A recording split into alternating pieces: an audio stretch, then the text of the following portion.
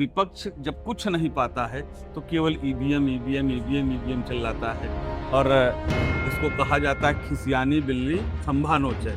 और अंगूर न मिले तो अंगूर खट्टे हैं। वही हाल अखिलेश यादव जी का है, इसके अलावा कहीं कुछ नहीं। पहले उनको अपने गिरेबान में झांकना चाहिए कि उनके कालखंड में यही उत्तर प्रदेश माफियाओं का प्रदेश है। नमस्कार साथियों, स्वागत करता हूं मैं आप सभी का।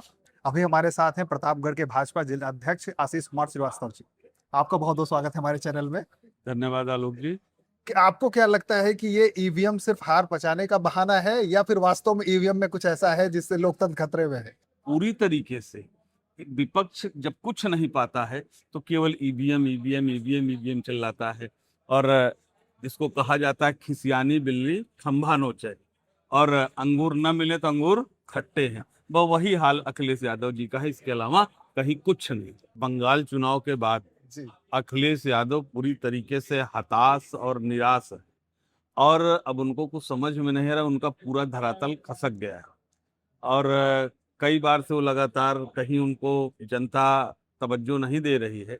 और निश्चित रूप से बंगाल के चुनाव के बाद जी, तो अब वो बौखला गए हैं। और बौखलाहट में वो किसके ऊपर क्या आरोप लगा दे, पहले उनको अपने गिरेबान में झांकना चाहिए कि उनके कालखंड में यही उत्तर प्रदेश माफियाओं का प्रदेश है।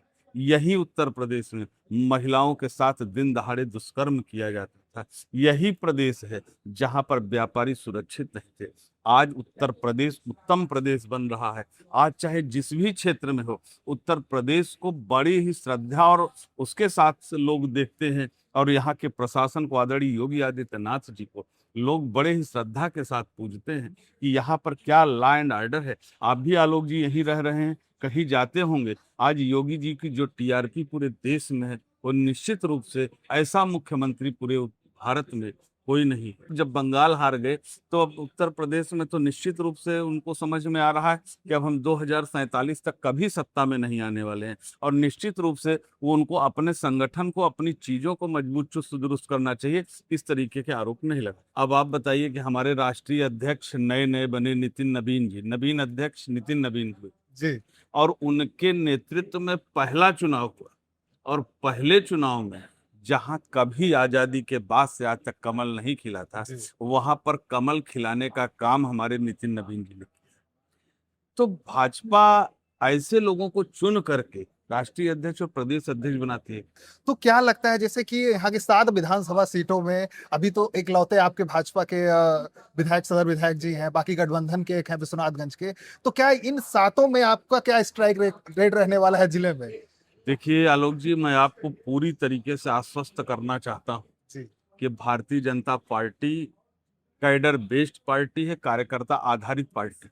और इसके कार्यकर्ता केवल चुनाव के टाइम पे एक्टिव नहीं होते हैं, 24/7 एक्टिव रहते हैं। और मैं आपको विश्वास दिलाना चाहता हूं कि 2027 का जब चुनाव होगा, इसमें प्रतापगढ़ में आज भले हमारे पास एक विधायक है, लेकिन अब की बार 7 की 7 सीटों पर भारतीय जनता पार्टी और उसके गठबंधन के प्रत्याशी ही जीतेंगे। और प्रतापगढ़ में भी जो कुछ सीटें हमारी लंबे समय से हम नहीं जीते हैं, उसको भी अब की जीतने का काम हमारे कार्यकर्ताओं ने मन बना करके रखा है।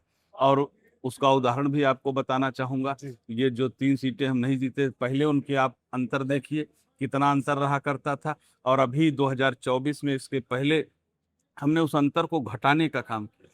तो निश्चित रूप से जो आपने बंगाल में देखा कि किस तरीके से हम उपचुनाव में 1 सीट जीते थे, उपचुनाव से 1 सीट जीत करके आज हम प्रचंड बहुमत की सरकार बनाए हैं। तो उसी प्रकार से वहाँ की भी दीवालों में दरार आ गया है, बस धक्का देने की जरूरत है। और 2027 में हमारे कार्यकर्ता उसको धक्का दे करके गिराने का काम करने वाले जी, जी, जी। अंत में आप हमारे दर्शकों से क्या कहना चाहेंगे? दर्शकों से हम यही कहना चाहेंगे कि आज भारतीय जनता पार्टी की जहां भी सरकार बन रही है, वहां के लोग उस सरकार को पसंद कर रहे हैं। लगातार वहां पर रिपीट हो रही है हमारी सरकारें, जबकि ये अमूमन ये देखा गया जहां एक बार सरकार बनती है एंटी इंकम्बेंसी रहती है, वहां लोग नहीं जीतते हैं। लेकिन भारतीय जनता पार्टी ने उस मिथ्या को मिटाने का काम किया है। जहां हम एक बार सरकार बना लेते हैं वहां अपने काम के बदौलत दोबारा और तिबारा सरकार बनाते हैं, और जहां नहीं बना पाए हैं वहां पर आज हम बनाने का काम कर रहे हैं। और पश्चिम बंगाल उसका एक बड़ा सुंदर सा उदाहरण है, यह किसी से छिपा नहीं है। तो मैं सभी से यही आग्रह करना चाहूंगा कि सभी लोग प्रधानमंत्री जी जो 2047 में विकसित भारत बनाने का लक्ष्य रखे हैं, उस लक्ष्य को पूरा करने के लिए सबको संगठित हो करके फिर 2027 में उत्तर प्रदेश में 2017 से भी अच्छी प्रचंड जीत को दोहराने का संकल्प उत्तर प्रदेश के सभी लोगों को लेना चाहिए। हमसे जुड़ने के लिए आपका बहुत बहुत बहुत बहुत धन्यवाद आलोक जी।